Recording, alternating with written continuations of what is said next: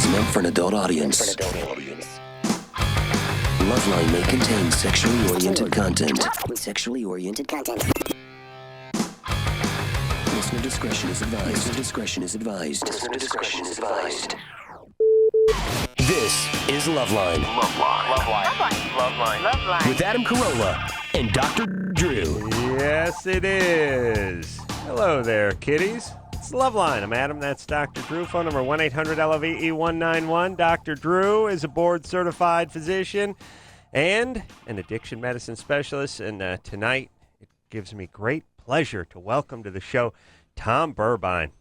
Tom is, I'm going to call an astrophysicist. A planetary science specialist. Yeah. Scientist. I think you get laid faster with that astrophysicist. Yeah, right. And Tom was one of the two very generous people that donated $15,000 to come on this program to the Tsunami Relief Fund. We went out to dinner with Tom and his lovely boy toy, Kevin. Cohort. Yeah, I don't think they're dating, but I'm positive they're having sex. And because they followed me out to the station, and I couldn't see Tom's head most of the time. I was looking in my rear view. They drove together. Dude, yeah. Come on. Kevin had a very satisfied look on his face and was missing a lot of shifts. So, Tom is an interesting story, but I'll let him tell it on the air. What brought you here, Tom? I've been listening to the show for a year, since 1999. While I was working on my PhD thesis, I would listen to LoveLine. At MIT. At MIT, I would listen to LoveLine from 10 to 12 and write my thesis. So I listened, and I was inspired. And one of the first episodes I heard was when Pennywise barricaded you in the studio. Yeah. And I thought, this is the greatest show. Then I... By the way, that was not a good time. Yeah, I You could didn't tell. ask us to tell you that whole story. There's a whole story there. And Drew, Poo-poo City. We have a lot of stoned, semi-retarded listeners. Well, most all of them. Who MIT? It's like, hey, he goes to school that makes myths. I think is what they think. Explain a little, blow a little air up MIT's ass for a second. Would you MIT please? stands for Massachusetts Institute of Technology. It's the top engineering school. All the sciences are either one or two, usually tied with Harvard or Caltech. I was a planetary science major, so I did research on asteroids. And Yeah. it's a fun place. They had lots of monies. Monies. Yeah. I was able to take trips every year. I went to Prague. I went to Berlin. Wow. I went to Copenhagen, and it was fun. I saw Bill Gates there. Wow, like nerd off. Yes. Calling all nerds. Yeah. Showdown. And since everybody was so... You hear that? You know the good, bad, and the ugly whistle?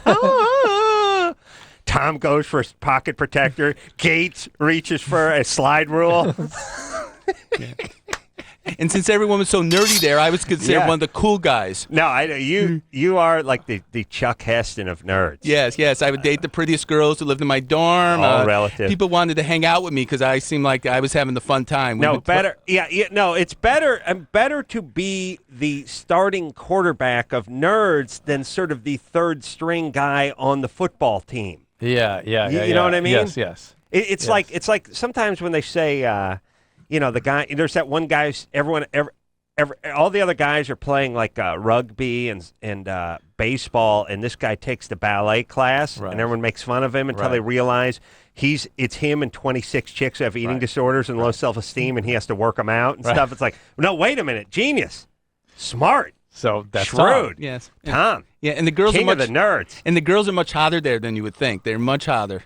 Really? Yes. You walk around campus, you'd be shocked at what the girls look like. So he's Really? Yeah. Yes. Okay. Don't Shocked? hold your breath.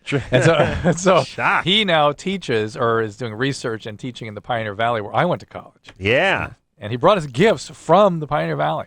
I love that. Drew, how often do I bring Look at up that. the Wait, Pioneer show Valley? him that. Look at this.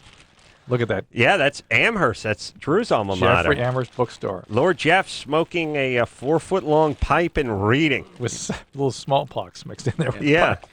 So I wanted to get you something that had some meaning, so I got you an Amherst College T-shirt. Oh, God bless you. Drew, that's big That stuff is for you. huge. Oh, that's awesome. Go, And- Lord Jeff. Nice. I am your best buddy. And I also got you an Amherst College mug. Oh, That's huge. I'm in heaven. It's huge. And My college never sends me anything. Oh, really? Except requests for money. I will make sure you speak there. I Thank will you. make it Thank you. Yeah. Oh, yeah. Drew, this is your new mug. Yeah. Yeah, it is. Yeah. Yeah. And Right this second. And Adam, I wanted to get you that had as much meaning for you as Drew's alma mater is to him, so I got you a Taboo 2 DVD. Oh my Oh. God! You can never have Good. enough of those. I'm sure you No, have no, many. I You do. don't I have two, but now one for the SUV. Yes. Ever since they put the monitor in the headrest, I've been Oh, looking my for God. something to do. Yeah. Yeah. Oh my God! Yeah. I may break into the theme at some point tonight, too. Yeah, and because I got two Drew presents, I figured you get a second one. And Yeah. at dinner, you said you've never seen this. I got you New York Minute. Oh, awesome. This is great. We watched that all afternoon. We critiqued it. We were so impressed with the laughed, movie. they I'm cried. excited. You could have got me Drew's book, too. I haven't seen that. Yeah, he knows better than doing that. That won't get read.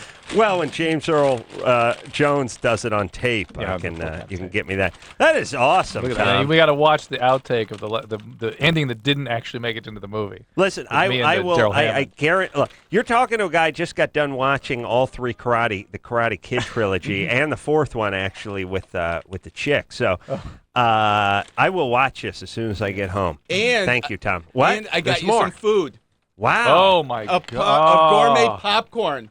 Wow. And in a tin, just Yeah. in case you're ever trapped here and need to use that as a toilet. We yeah. got that just in case. And this is a step up in toilets. I mean, compared Yeah. to what you were picking. Well, the decorative tin I used to crap into was Oh, a little my bit taller. Caramel Rocky Road. Adam. Wow. Please. Wow. Drew will go Oh. right through this.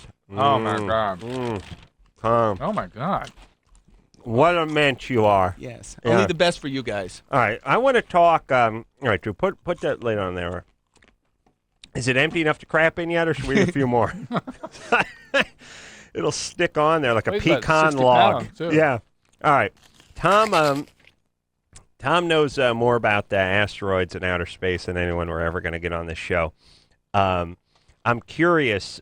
Oh. I've got about 100,000 questions, but I guess everyone's number one thing is what killed the dinosaurs, and when is something big going to hit this planet, and better yet, how much notice really would we have if something was really on a collision course with this planet, and what could we do about it? It depends. I mean, there's nothing big that's going to hit the Earth in the near future. So we've seen a lot of the asteroids probably bigger than a kilometer, and there's nothing on a collision course. But a lot of times, small stuff like a few hundred meters, we don't see till it actually passes the Earth, so it could actually hit the Earth. And there's stuff all over space. Now, when you say passes the Earth, you mean it could go around it and slingshot? Yes, but most of these things are actually in orbit around the sun. They're not in the orbit around the Earth. But as it's passing, is there a certain distance from the Earth at which point it comes into view? Yes. Usually, the bigger it is, it's easier to see, and so Generally, give it an average. these things go from the biggest asteroids about. No, but I mean, would it be hours before you It depends. If something's on collision course, we might see it or we might not. So At all? Yes, a lot of these things actually burn up in the atmosphere. So So really, something could be on a collision course, something of a substantial size, Yeah. and we might not see it. Yes. There's telescopes, but they don't see everything. It's very underfunded. They spend money, but not that much money. It's usually some old guys sitting in the telescope looking for these things. I've seen the movie. The guy's always sipping from a flask and nodding off when he catches a glimpse of Yes. something, and then he gets on the hotline. Before you know it, you're waking the president up. What's the president? It's always 4 a.m. when something hits? It can't be noon? Never present, just bright-eyed and bushy-tailed. Hello, president. Yeah, I'm awake. What's up? He always has to do a thing where he goes for his glasses and says, "Sweet love of Christ." You know what I mean? I got to wake Yep. everyone up. Yep. You Oh, know, why not, nothing could happen at noon? Of course not. All right. So we might not see it, even if it was on a collision course. Yeah, some comets go on these orbits, and sometimes they only pass around the sun once. So there could be a comet on a collision course right now, and we would not see it till it starts getting closer, and the volatiles start burning off. So. Is there any any volatiles plan? burn off. Yeah, I love that. Is there anything that do we have any plan for shooting a missile at anything or doing anything like that? People are doing studies. They're trying to actually not blow up an asteroid, but divert an asteroid that's coming close that is not just a practice. Because what you want to do is just change the orbit. The problem is for actually destroying it is all the material would actually hit the Earth still. So you would actually Just try to do more damage. Yeah. Be like a shotgun as opposed to a bullet, right? Yeah. So they want to practice moving these things and just changing the orbit. So if we find one on a collision course, we could tell if it's going to hit the Earth maybe in a few hundred years. So that would give us enough time to actually divert its orbit. We would use our technology. They like to use neutron bombs because they won't destroy the asteroid, but they give it a type of force to actually change its orbit. I always feel sorry, like I said, for the good folks of Hiroshima and Nagasaki when they go, if an asteroid the size of a football field hit this planet, it would land with 500 times the force of Nagasaki. Hiroshima. It always sounds like, what are they complaining about? 500 times. Yeah, see, that's a lot. What you got? Yeah, it was an explosion. It was like a firecracker. Have you been to? I've been to Hiroshima, and it's amazing the devastation. They have a model before, and all these buildings are there, and after, only about 3 buildings were standing. And the rest of the city was just devastated. Evidently, that was like nothing. I mean, it was. We're in our infancy with this device. You know what I mean? Now we have stuff that fits in lunch pails that could do 500 times that damage, which is freaky if you think about it. But whenever they talk about one of these asteroids or something, they talk about ones that, the size of a Winnebago doing damage like Hiroshima. Is that true? I mean, what size would one have to be before, size of a house, size of a football field? Actually, I had my students calculate the mass. Hassan Chop. About $1 million. I think about 1 million pounds would cause about the same damage as Hiroshima.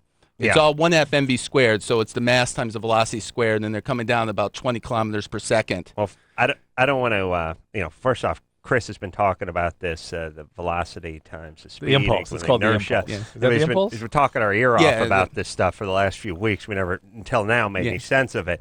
But junior college math over here. It's making sense now. You say 1 million pounds? Yeah, about 1 million pounds. But what? And I know these things have have a dense mass to them. Yeah. Like what size are we talking about physically? I think a kilometer or two. It's not very big. I mean, it's about a mile across. Yeah, half a mile to a mile would cause severe damage to the Earth, to a city. But the thing is, what would happen? Would the Earth actually move? Would things fly off? No, the Earth would stay, but all the material, it'd be just like a nuclear bomb coming off. All the energy would be in a small place, boom, and all the material will be thrown up in the sky. So if something's big enough, like 5, 10, 15 kilometers, all the material goes in the sky, and supposedly it'll blot out the sun, and also there's going to be lots of forest fires. It'd be severe devastation. If it hits in the water, which is likely to hit the ocean. Yeah, so you're going to have gigantic. But if you hit the ocean, you don't get the nuclear winter thing, right?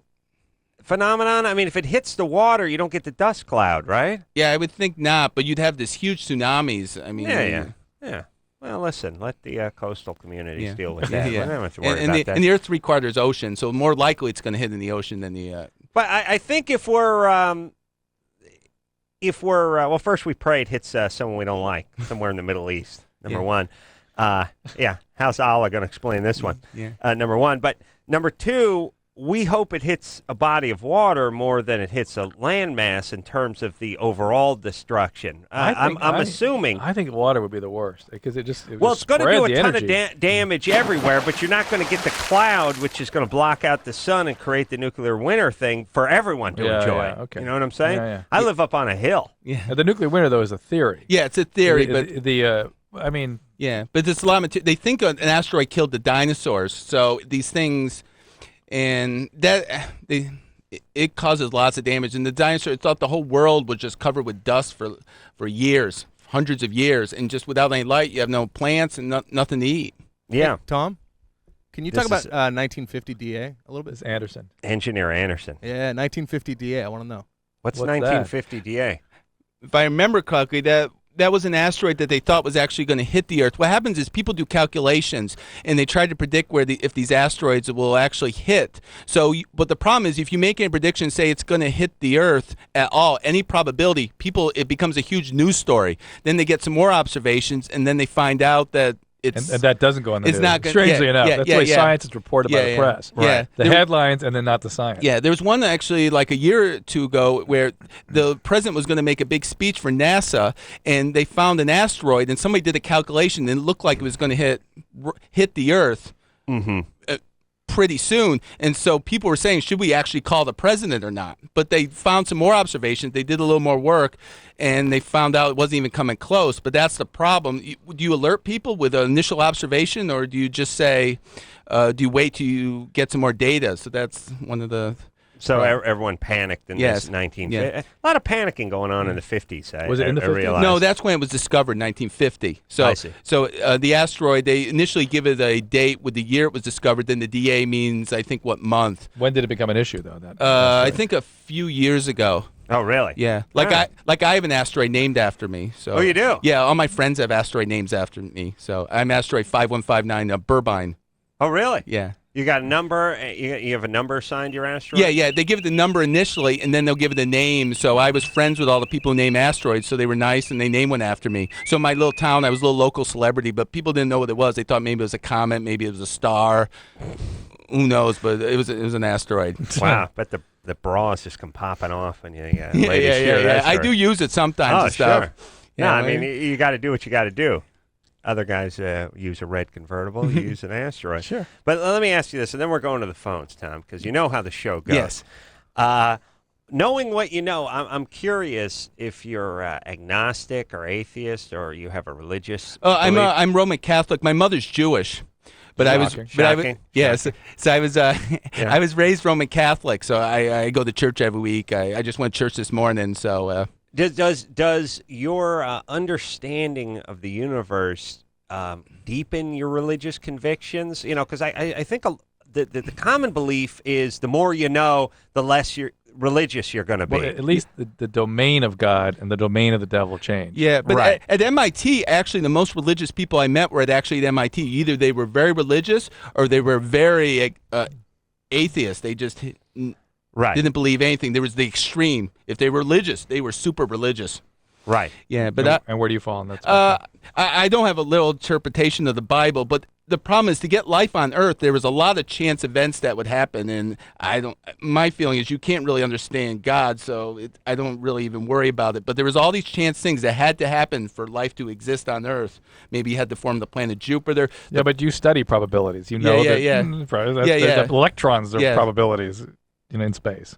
So, I mean, but the probability there's life anywhere else in the universe there probably is, but in the galaxy, who knows? There's probably about like... So Well, you can tell how many planets have life in the galaxy. Go ahead.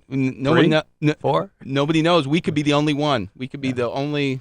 Yeah.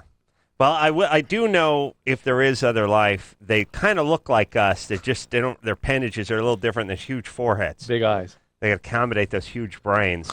And somehow they can build marvelous spacecraft, but they have like lobster claws. Like, I don't know. How do you turn an Allen wrench with that thing? Yeah, I don't know. And they must have enslaved people with digits or something to do their work for them. All right. That's right. They move things with their brain. There used to be a lot of that. Star Trek? Yeah, remember there used to be that in movies? Yeah. Like it was the greatest special effect that you never had to pay for. It was just some guy. There's a close up of a guy looking very stern, and another guy screaming, clutching his forehead. Stop it! I can't think. And he makes him weird. Wah, wah, wah. That's like, hey, wow. Talk about cheap special effects. Yeah, use imagination of the day. Shot of you looking angry, me grabbing my head, yelling, make him stop. It's awesome. All right, let's talk to Kelly, who's 20. Kelly? Yeah. What's up? What's up? Basically, like, me and my boyfriend, we've been dating for, like, 6 months, and we recently went to, like, Havasu Thursday, Friday, Saturday, we just got back today. And, like, somewhere around Friday night, like, I'm on the pill, but I didn't take it with me. And somewhere around, like, Friday night, like, probably midnight, we had unprotected sex, and then that followed with Saturday night and then Sunday morning. And I was wondering how long can I wait before taking the morning after pill? Well, you don't take the morning after. You're on the pill. Well, that's... Yeah, but she didn't take it. I know, but you have been on the pill up until Friday. I haven't been on the pill, like, in about, like, a month and a half. Oh. Why not? Because we haven't really been, like, sexually active in about, like, 3 months. Wait, just a second. You can't go on a houseboat with a guy in Lake Havasu and expect not to have sex. What do women think? The guys are like not interested in that, or I don't understand. Oh, I didn't expect this. What? What do you mean? Yeah. That's all this guy thinks about for the moment he gets up. It's denial.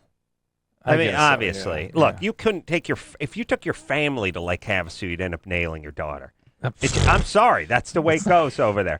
If you got a houseboat, your family would have sex with your entire family. Well, not just your wife. You'd The get catfish everyone. before that. Catfish, Yeah. family. No, everyone. Yeah, Your yeah, sons, right. dog, Whatever. everybody. All That's right. what the houseboat is. All right, but It's a house bed. What's the longest period of time you can that can have passed before the pill's effective? Is that what you're asking? Yeah.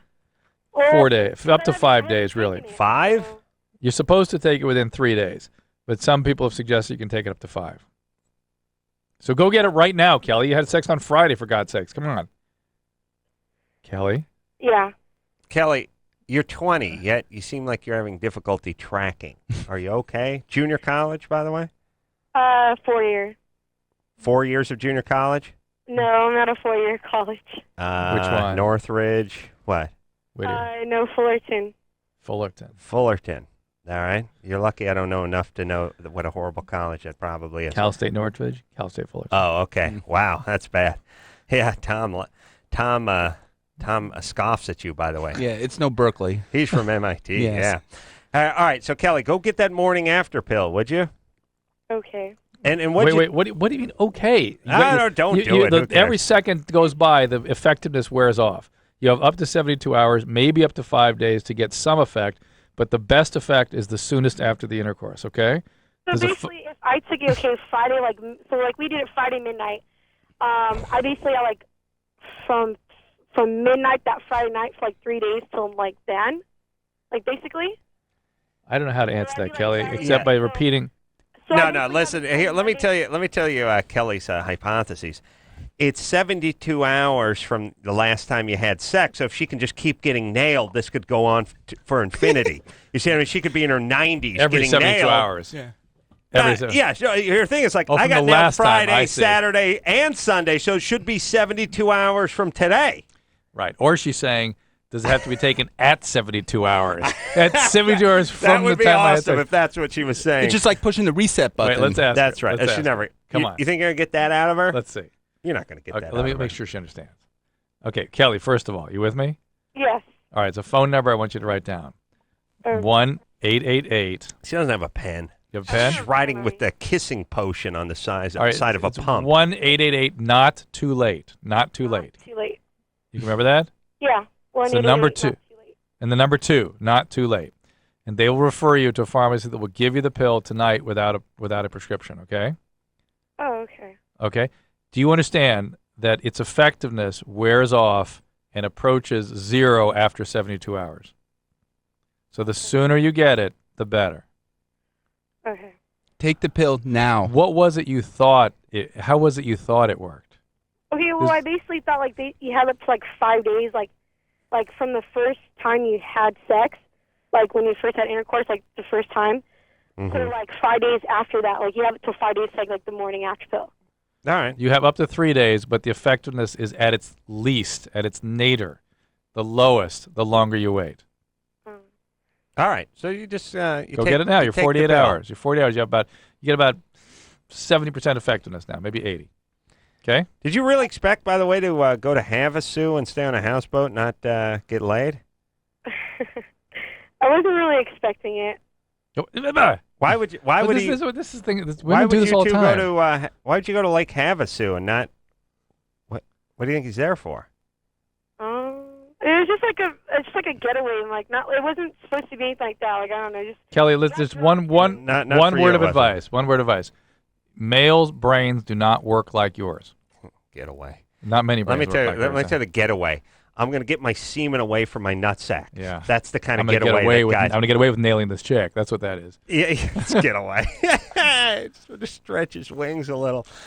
Yeah, I know. Guys you don't leave town with a girl. See, I'm beginning to think that some of this stuff about women not preparing for birth control is not just denial. It's they literally don't understand how males think. So it's a surprise to them. It's like, you want to have sex? Oh, I guess so. Okay. Well, okay, here's the thing with human beings. Take note, Tom. You think when there's a food you love, Everyone loves it. you order it for the That's party. right, that's you right. can't imagine Cashews, they don't like it. Adam. Cashews. I love cashews. And I think can't about your imagine. buddies that don't yeah, like 'em. but no, it's like, give me 30 pizzas with anchovies. I can't imagine anyone who's like anchovies in a pizza. And you're shocked and mortified when you find out somebody just cannot stand it. Right. Okay? And by the way, next time you're still ordering the anchovies. Right. So the young lady says, well, we're going to have a suit, unwind, and relax. We're just going Sex to doesn't occur to her. reconnect emotionally. Yeah. There's not going to be anything physical. And the guy says, oh, yeah, that's Well, where he's we're not even going. thinking. She's not even thinking physical or not physical. It's like what doesn't even occur to her. Doesn't Yeah, register but her. if somebody said to you, even like your favorite food, and you said, oh, don't you love the pasta fazool? And I went, oh, yeah. You wouldn't argue with me. Right, You'd just right. order it up, and then Right. you'd find out later I was humping you with it, raping you with a soup ladle. Trying to follow. Yeah. All right, let's take a break. Yeah, we need a break. Tom Burbine is here. Tom is a new, but yet dear friend. Already a dear friend. He generously donated 15 large to the Tsunami Relief Fund, which could be caused when one of his, probably asteroid with his name on it, crashes into the Indian Ocean. It'd be awesome if your asteroid took out several hundred thousand coastal people. I'd be on the cover of the USA Today, Newsweek, Time. Oh, you'd definitely be brought up on charges. Like when your dog... Fight somebody. Yeah, when he mauls the mailman, it's your fault. When your asteroid takes out a village, you're screwed. All right, let's take a break. We'll be right back after this. 1-800-LOVE-191. LoveLine. LoveLine with Adam Carolla and Dr. Drew. We'll be right back.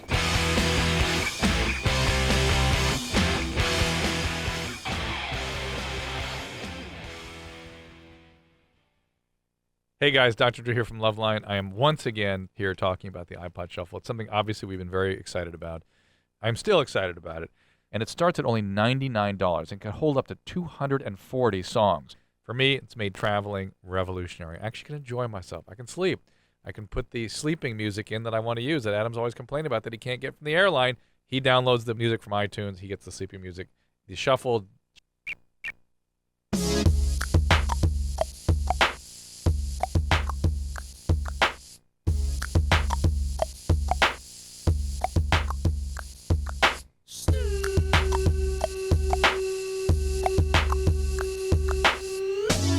Hey everybody, LoveLine. I'm Adam. That's Dr. Drew. Tom Burbine is in here. Tom is he's a teacher, professor. He donated He's got it wired. He teaches in an all-girls school. $15,000 to the Tsunami Relief Fund, and that got him on here. And we would have liked to have Tom anyway. Yes. Oh, thank you. I think that's the highest compliment. This is the greatest day of my whole life. And, No, don't say that. and the problem is, I think anything that ever happens to me will pale in comparison. Birth of a child, getting married. I'm a little worried. It's true. We have to it's desensitize and it's bring all back a going to couple be times. a fast free fall after you leave the studio. Tom is made the pilgrimage from where exactly? South Hadley, Massachusetts. I live right next to Mount Holyoke College. And you teach at? UMass Amherst. So I teach But he's going to start in the fall. a teaching class in Mount Holyoke, a class in asteroids in the fall. But this semester I'm teaching a class in Astronomy 100, just basic information for a class of 300 UMass Amherst students. I was just telling him a little-known fact that I played John Proctor in The Crucible at Mount Holyoke College in 1977. Yeah. Yeah. That's on like 3/4 tape somewhere. No, I don't think anybody ever taped it. It was a Really? theatrical thing. Yeah, they should film. You know, aren't the nerds from the AV Club out just looking for excuses to bust out 1977, a the video no, but I mean, camera? no, they had one the size of a Of zoo Winnebago. zoo. Yeah. Yeah, it's Yeah, I awesome. suppose So there one, was some. Bob Crane used to use. Oh yeah, making his videos. Yeah. you're All right. right. So Tom is here hanging out. We had dinner with Tom and his lovely life partner, No. Kevin. No, they're straight. Yeah. Me and Kevin have a bet who can get the lightest girlfriend. So pretty much, if you date another guy, you would lose the bet. So I see. So we stay heterosexual that way. Yeah, they're both geniuses. Both geniuses. Now, And Tom brought in the New York Minute for Adam. Are you going to watch this? Yeah, absolutely. Seriously? Absolutely. You heard him. Yeah. I don't believe it. No, it is funny. You'll get a lot of enjoyment out of watching it. Not necessarily the way it was intended. Maybe No, not. Okay. And it's kind of high budget. They have like split I know, I know. screens, and it's No, not like a TV movie. It's a real It movie. was a big deal, yeah. No, it was Drew plays the father of the Olsen twins on it. Stephanie? And what were you going to say, Tom? He's going to say something. No. I could feel it coming. Better he doesn't. Stephanie, Yeah. you're 18? Yeah, well, I'll be 18 tomorrow. All right. Well, happy birthday. What's up? Because me and my mom, we haven't talked for a long time because she got kicked me out when I was 14. And, Why? Why'd she kick you out? A lot of reasons. Give me one. Because I didn't like my stepdad. Okay. All right. I didn't like him because he's a very bad man. He molested my little brother and stuff. Unless your little brother. I have no doubt that you're absolutely right. But go ahead. So she kicked me out, and I've been on my own for a long time. And my birthday's coming up, and I was wondering, like, if I should call her or... I'm not sure, because me and my mom have been having problems for a long time. All right. How do you support yourself? How do you support yourself now? How do you live? How Off for other people. do you go to school? No. Do you work? No. No, she like panhandles, right? Are you prostituting yourself or something? No. Are you doing drugs? No. Okay. Well, what do you do? How do you get money? I live off of my cousin and my friends and off of other people. You should mooches. Yeah, but I mean, physically they just lend you money, or do you panhandle? I panhandle and they lend me money. All right. Stephanie, I don't think you should contact your mom unless you're A, willing to reconcile with her, or B, have established something independent of her that you can rely upon and call your own. Because otherwise it's going to be just chaos when you call her. All right, Stephanie. Huh? All right, let me explain something. Okay. We got a couple of guys with 70 years of college under their belt in the room, but it's a genius that's talking now. So Okay. here's the thing. You're not going to get what you want from your mom. It's going to be Probably disappointing. not. Probably not. In the movies, everyone sees the light and turns a corner. In reality, they just get worse, or at best, just sort of deny what went on in the past. Right. And whatever it is, crazy stepdad's still there. It's unsatisfying. And mom is still the person that marries the sexually abusive boy, dad. Yeah, you got a lot of energy going into thinking about what could be done with mom. That energy should be going into what can be done with Stephanie right now and tomorrow. You need to get a job. You need to just get some kind of job. As a matter of fact, I'm going further in a job. You need to sign up for the military. You need to get in a structured environment. Not funny. Be serious. You got to get your ass kicked a little bit because you're basically like a feral child. Yeah. And I think I got my ass kicked enough by my mom. no, but I'm not talking about verbal and sexual abuse. I'm talking about a DI hitting a wooden spoon in a trash can at 6 a.m. and getting your stoned ass out of bed to do some push-ups and some chin-ups on the obstacle course. Yeah. You need Give me that. your mother effing shoes! Give me your shoes! Yeah. Yeah, that's scared straight, actually. But, Stephanie, yeah, you do need some structure. You might want to throw yourself on the mercy of the Department of Social Services or somewhere that you can get some maybe vocational rehabilitation, help get set up, because you don't know how to do this. You've never done it. That's why Adam's saying the military. No, but let me say... Military's not a bad idea, by the way. No, it's not at all. Here's the thing. When you're dumb and you're depressed, you're like a battery that has no life in it. And you just walk through life. You sort of sleepwalk, bumping into things, asking for handouts. Everything becomes about survival. Yeah. Not about thriving, but it's all about surviving.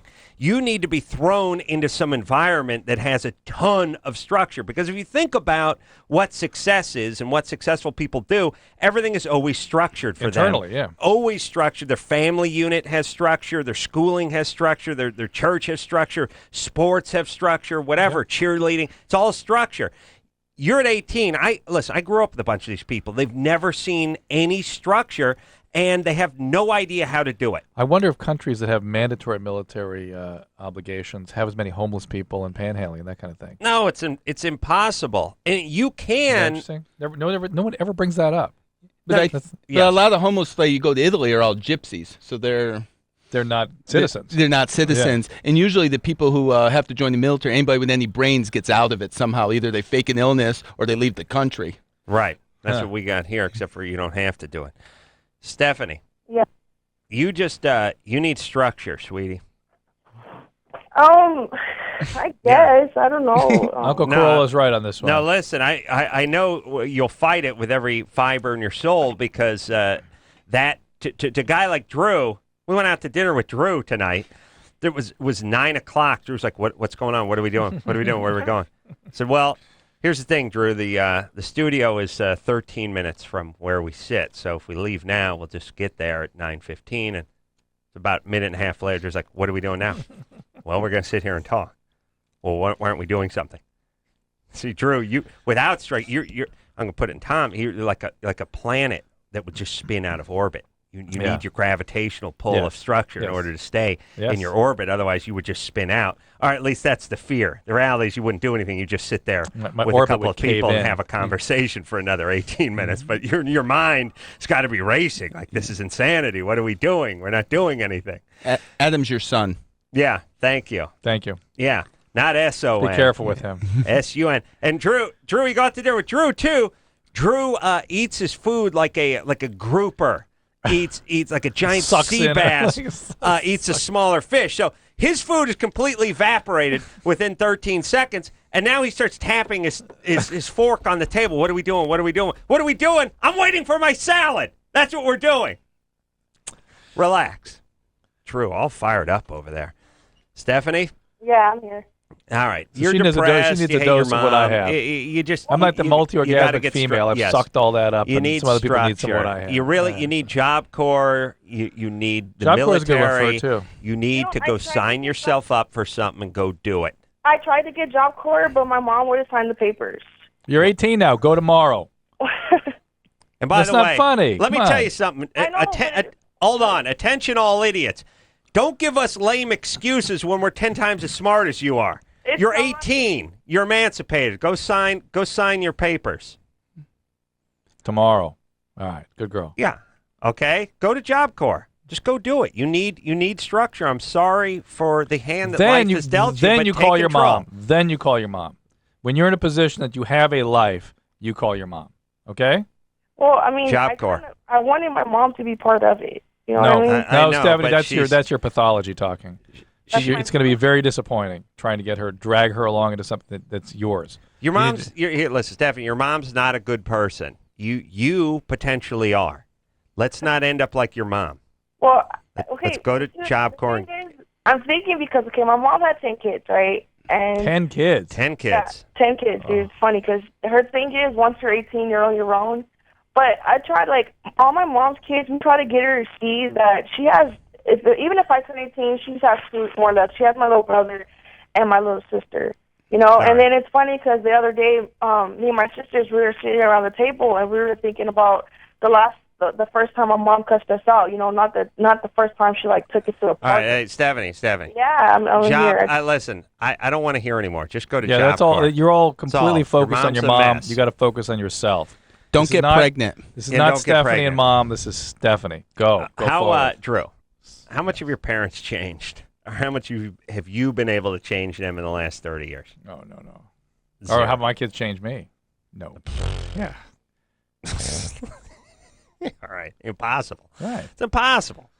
Whatever your parents were when you were 9 is what they are at 19, at 29, 39, Unless 109. somebody gets some treatment. I mean, we treat parents all Oh the time. yeah, I mean, look, they could stop huffing copier toner or something, but other than that, their basic construct, their personality is not going to But change. even when we have addicted children, we end up treating the parents and trying to bring them along, and they change in treatment. She's got 10 kids she doesn't care about. No. You're number 8 or you're number 6, whatever you are. Whatever. Join the brood of folks you don't care about. You'd be better off with a German Shepherd as a mom. Now, Tom, you see you've got this auctioneer over here. If you actually want to talk, you got to just jump in and just He talk knows I'm over him. right. Don't He worry nods. about it. He Just nods. pile on. Don't just listen to him. Pile on. Okay. I'm just enthralled. No, stop that. Yeah. Stop that. And That I won't do. can see That it's a will not problem. do. Enthralled. Will not do. We need No. you jumping all over him, right? He's fine. No, this is good. What I wanted to learn was how much you actually make panhandling. I mean, is it $10 a day? Is it $5 a day? Is it? Well, See? it depends. Good If Drew walks past you, it's 0. Come on. Stephanie? Yeah. You never get a good answer, but how much do you make doing the panhandling each day? Depends on who you get it from. Thank you. All right. LoveLine callers. Thank you. There you go. Well, Tom, Yes, there you go. is That's the ultimate LoveLine experience yeah, right yeah. there. You've had no it. different than any of your calculations you've done on a yeah. computer. It's just an exact number. She even got down to the tenths of a penny. And you know what? We go back and ask her, you'll get the same response. Yeah. Yes. Depends. Yeah, I always like that. It's like, what kind of weather is over there in Southern California? Depends what day it is. Yeah. Okay. Fantastic. Question answered. Check that box. Let's keep moving forward. Yeah. Well, now that we're all experts on the income of panhandlers, we can move forward in our But lives. you know what's crazy? They have to. If you ask them to generalize or give an average, they won't. But if you ask them a specific, then they won't do that either. They'll go back to the general. Right. All right. So it depends. I'm just shocked she can use the phone. It knows all the numbers and able to press the buttons. And Oh yeah. That is. We can teach anyone to do that. But she. It depends who goes by. You get one lump. Okay. has a We'll take a break. prostitution, okay. Tom Burbine is here tonight. He sounds like one of the largest dealers of custom vans in the Inland Empire. Tom Burbine's Custom Vans and RVs. Hear the guy echoing, "It's dealing days at Tom Burbine's." And then you just stand there like, "Dealing days." You just stand like, it's the kind of thing I'd see Stone at like 3 a.m, you in front of a custom van. You talking about, making fun of SUVs, talking about Siberian captain's tiger. chairs. Yeah, jumping from one van to the next.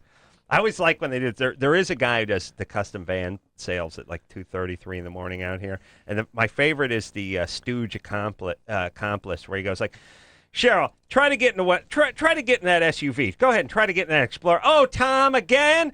Try to get in." And she's like bending herself into a pretzel to get into the back of Ford Explorer. It's like, "Now get in one of our custom Ram vans. It's beautiful. It's spacious." But it's like when the 5'3" chick can't make it into the 4-door SUV. She not going to make it in the Suburban. Can't make it in. I have to grease myself and get a running start, Tom. I like when they complain, too. Get into the SUV, Cheryl. "Oh, again, Tom? No, please." No captain's chairs in those SUVs. Tom Burbine, largest custom van outlet in the Inland Empire. We'll take ourselves a break. We'll be right back after this. 1-800-LOVE-191. LoveLine. LoveLine with Adam Carolla and Dr. Drew. We'll be right back.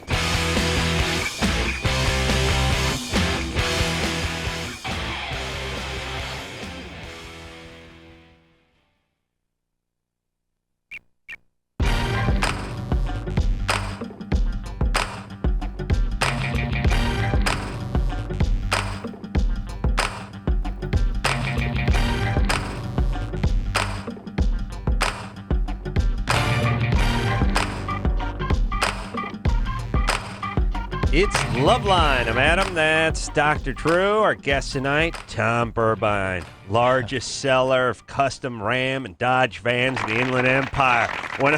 They carry their own papers, Drew. Hey, foreclosures, bankruptcies, divorce, bring it down. It's dealing days at Burbine Dodge. Yeah. Yeah, Tom Burbine is here. Tom is one of the winners. We had 2. Tom's our favorite one. I know. It's they're like your children, but yeah, this is Sophie's choice. I got to pick Tom. thank you. Tom is out here. He generously donated 15 large to the Tsunami Relief And Fund. came with gifts. And came with brought gifts. gifts. I'm going to see New York Minute, Which Drew's I'll hold my breath. latest joint. No, it's going to be awesome. And then I'm going to start off by watching Taboo 2, but finish with New York Minute when So to Drew speak. hits the screen. Yeah, awesome. So I got my night planned.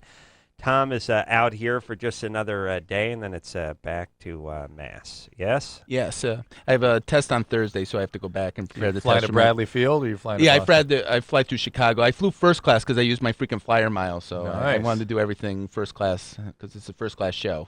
Yeah. Which one? Let's talk about it. Yeah. Took him out to a lovely dinner tonight. No, We, it was really good food. had a nice conversation, a little red wine, and Drew was ready to go at 9:03, but didn't know where to go. So we sat there. That's a true and story. fidgeted.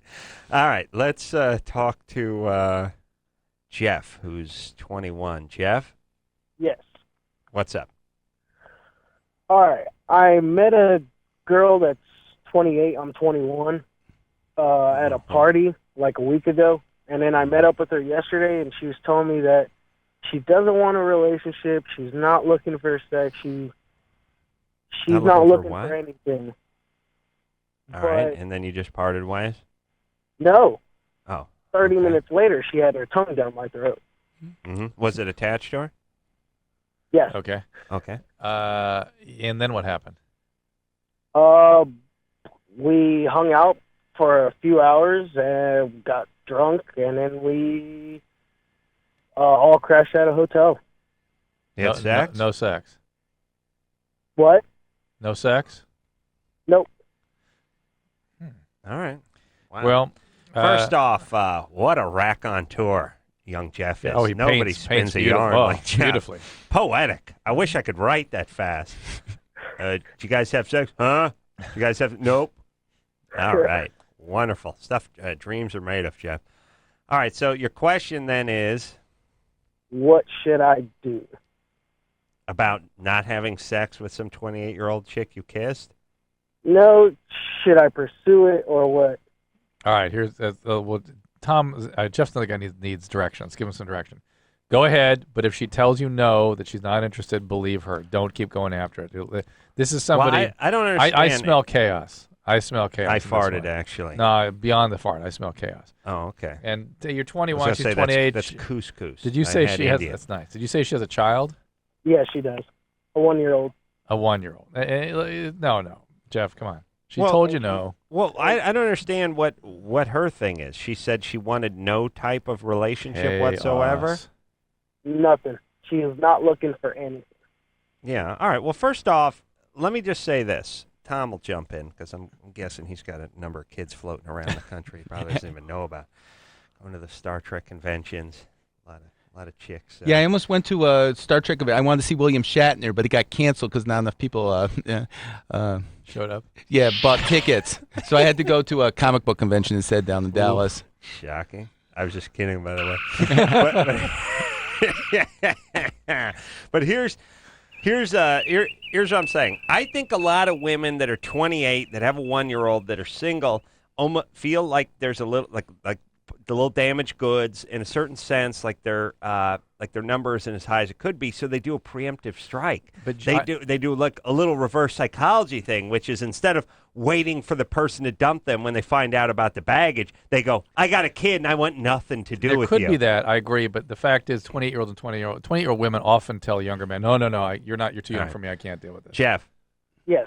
you're in way over your head, like And it's like chaos if you were in this taking one of Tom's astrophysics classes. Find a girl your own age, Jeff, Right. There you go. No. without a child. Go ahead and make it a 19-year-old. I'd dip down a couple of years. I can't find younger girls. You can't find any girls, I know, Jeff. but That's why you're going for the desperate Jeff, move here's here. what you need to do. Focus on your own ass. Get your career going. Get your job going. Get your school going. Get some hobbies going, like Get your life going. comic books and And then- Star Trek, like Tom. I got But- that going. Okay. Well, All right. focus All on right. that. He has the comic books going. You're in over your head with this one. You don't want anything to do with her. Believe you me. It's not. It's going nowhere. It's like heroin. It's like you try it. Either you throw up or you love it. Right? Mm-hmm. Are they? What if you two fall in love? Don't do it.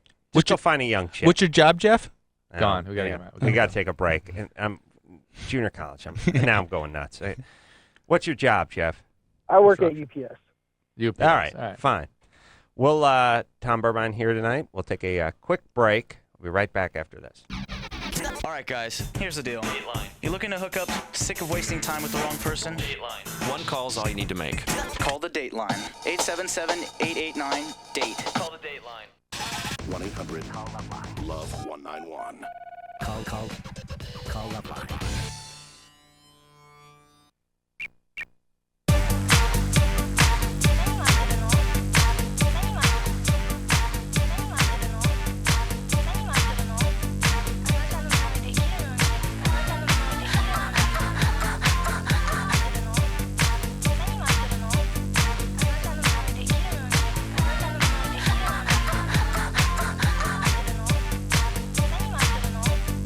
Buddy, it's the LoveLine. I'm Adam. That's Dr. Who? Dr. Drew. This is Tom Burbine. Did you hear that, Adam? He was insulting us. You hear what he said? Doctor Who? He said I give Smart too much credit. No. He was looking right at both of us. When No, he said I went to see Dr. Drew speak at a book sign once, and I was so impressed. did? Yes, Yeah. I went to the one. I think it was in Fairfax. He I thought went, Shatner was going to be there originally. in Washington? yeah, it was. It was in the Virginia area. You were with another guy. I don't know what his name was. And I got a his traveling companion. yeah. And we got a book sign. There was a rabbit there. Somebody had brought a rabbit to the book signing, and a rabbit. a rabbit. Tom later killed it and then wrote "I Need You" in the rabbit's blood on the rental car windshield and the Taurus We boiled windshield. it Remember then saying in that? my kitchen? Yeah. Was it a man in a rabbit suit or was No, it was an actual real rabbit that someone brought, and you Wow, said, "Oh, that there's was a a rabbit great- there." Are you sure it wasn't just a really good suit? No, it was a real rabbit. Someone had brought. That's- Some of those rabbit suits are so realistic that you just really can't tell. No, I asked that because I remember I've been burned. I remember I was at somewhere. I think it was Princeton that had a rabbit suit, but this was a bookstore outside Washington D.C. Yeah, outside Washington D.C. Yeah, So I yeah. took the bus out there. I got the sign, and I was very impressed with your speaking ability. Any question you would answer succinctly, to the point, and you actually seem to care about the people. Everyone who asked a question, you. I do. This is what Adam tries to beat out of me. Yes. No, I mean that's part of his genius is the illusion Making of it caring. seem like Yeah, I care. Thank it's you, awesome. Adam. Thank you. I mean, like any great magician, they don't actually possess magical skills, but the sleight of hand. My nephew today was amazing. trying to get my son off a chair, and his sister goes, "What's the magic word?" And he goes, "Abracadabra," like to make him disappear. The magic word. It is the magic. It is You're right. I want him to disappear. It's abracadabra. The magic word. Yeah. And I was also impressed how good looking you were, because it never gets mentioned on the air. Now and we're getting to it. Now we're getting why. Now we know why he popped down Why he the came here. 15 Yeah, grand. yes, Came I'm across saying it. country. Oh, and I got to put out too, don't I? Well, for I 15 mean, grand, yeah, I think what am I that's gonna good do? for at least a reach around. What am I going gonna to do? least. Drew, as a physician, you're trained to sort of tune out as you're doing these sorts of things. Put my patients first, yeah, especially Yeah. when somebody's Eh, laying themselves out for such a good put cause. a little extra talc in that glove, reach into it, and just pretend like you're, working on like a fish or on an old man or something. Yeah, pulling you out know some what I mean? colon or something. Yeah. I can just easily. appreciate human beauty. So. Yeah. No, you're secure with your sexuality. You're gay. Yeah. I like the guys that are so straight they can't comment on other guys' looks. Like Yeah, I don't know Brad Pitt. I don't know if he's a troll or he's Adonis. I'm a dude. I can't tell. judge How other can I dudes. ju- I No, can't judge. They're outraged. How can I judge? What's the matter with you? Yeah, Right? I can't I do can it. judge. Like I ain't gay. I'd have to blow a guy if I wanted to actually judge another man's. No, I saw physicality. Troy. He's a good-looking guy. I mean, Yeah. not that there's anything wrong with that. I am amazed you were at that bookstore. I remember that bookstore. Was it kind of had a coffee shop attached to it? Yeah. And then they had juice and cookies, and then I got a book signed, and I had somebody, some girl, take my picture, and then you asked if she was my girlfriend. I said I wish. That was my joke. Yeah. I How was totally she? cracked up. She was pretty pretty and stuff, and I took a picture and then I mailed it to her. So.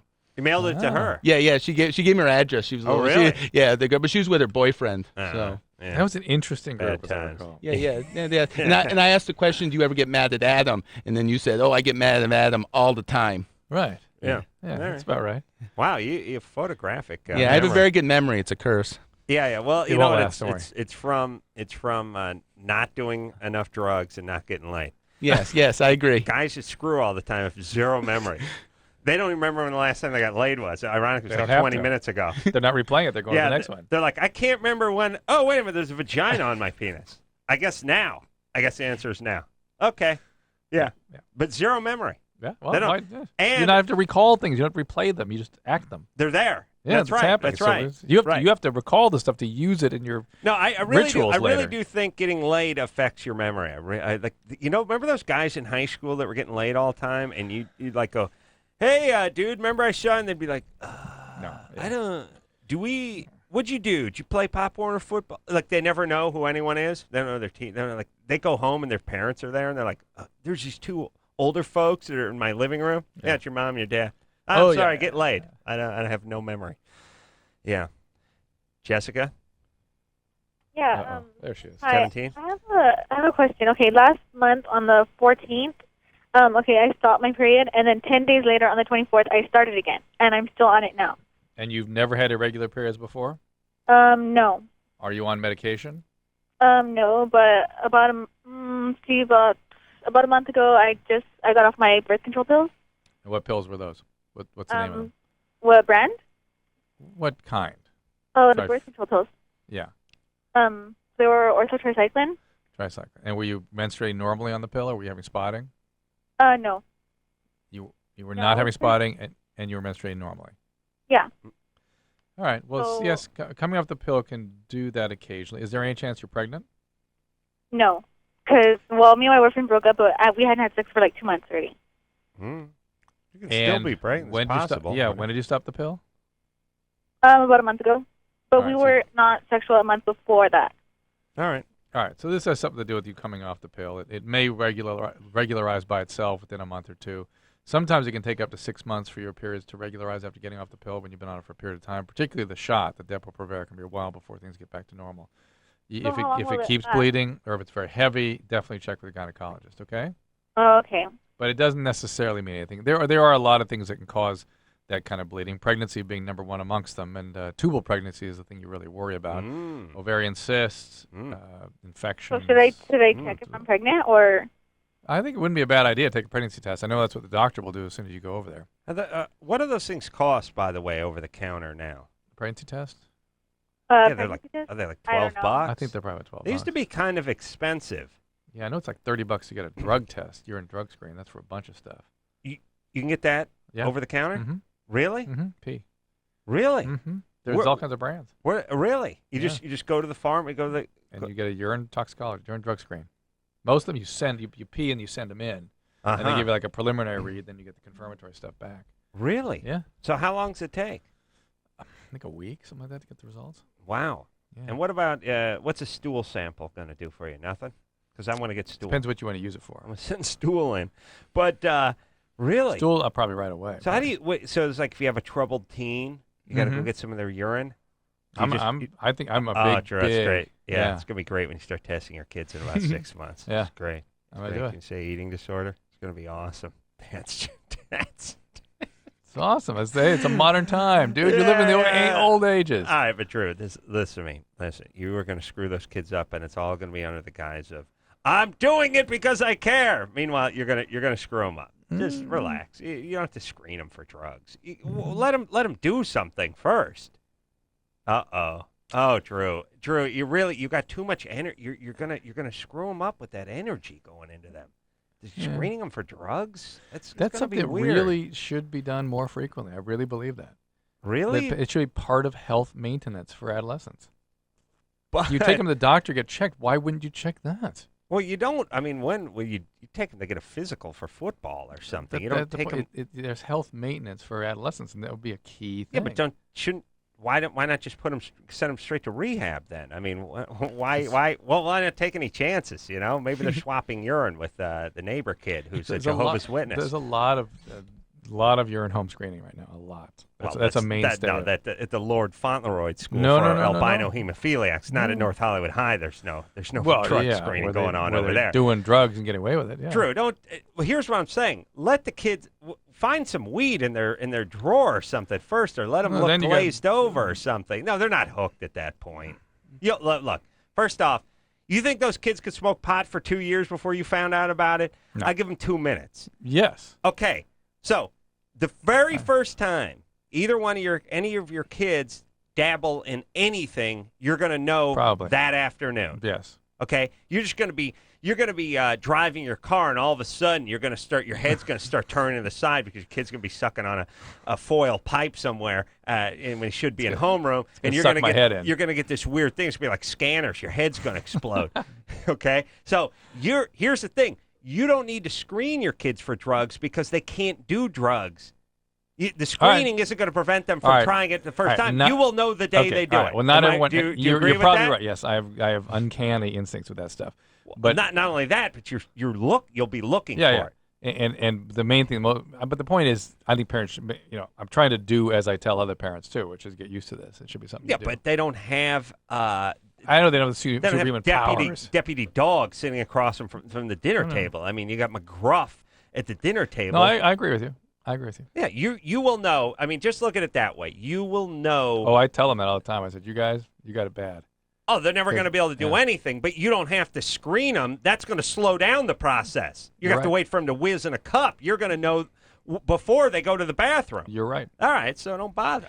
M's going to be so happy when he hears your kids are on drugs. That's going to be awesome. I'm just going to be happy when Adam was a kid. I bought a dime bag from Drew's youngest today. It's awesome.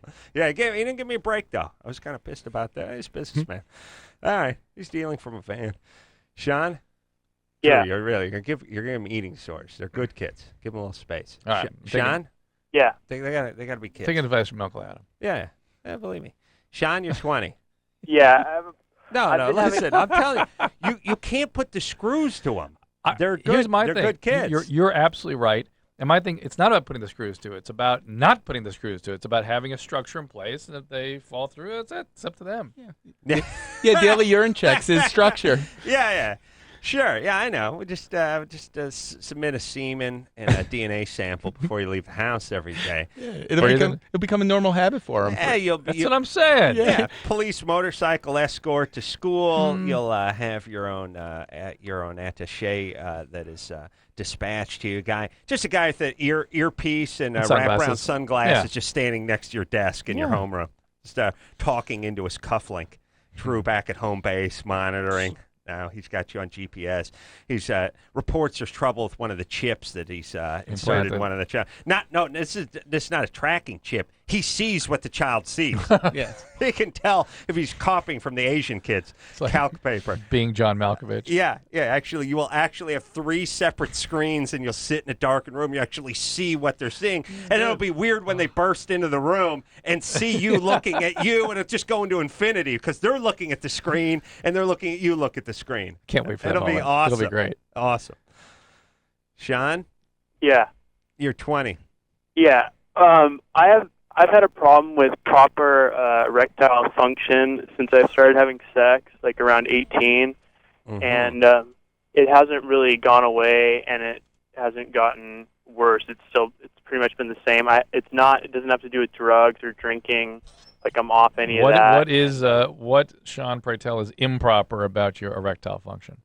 Like not being able to perform with a woman. What does that mean? Getting it up. You can't get it up in the first place? Yeah. So you've never had intercourse with a woman? No, I have, but I'm just saying on several occasions when I need to, I can't, and I just think I think it's normal for me at this young of an age to not be able to perform or get it up or whatever. Well, all right, hold on. Do you have a girlfriend? No. Have you ever? Yeah. You need to, unless you have some sort of, vascular problem, Work you it need just out. to find a girl Yeah. and work it out. Right. How about just getting a girlfriend? Look, because here's the thing. Your nerves, here's what I want to say. I don't think anyone would be good at anything if Drew. If you're nervous. If you had to do, well, now let's not use you. Let's use me. Because I'm always nervous. I have to do work on this radio show. But if I had to do this radio show, and I just did it I did one a year.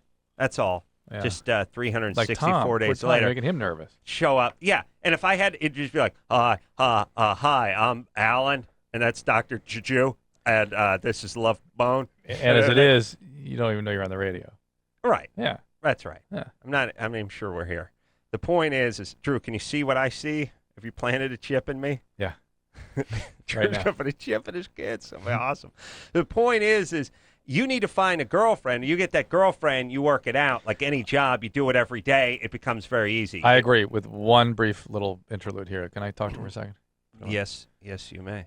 And Sean Adam is absolutely right that it's probably anxiety. It's probably they need to work things out. But you do need to be checked out to make sure there's not a medical problem. Do you have a normal sex drive?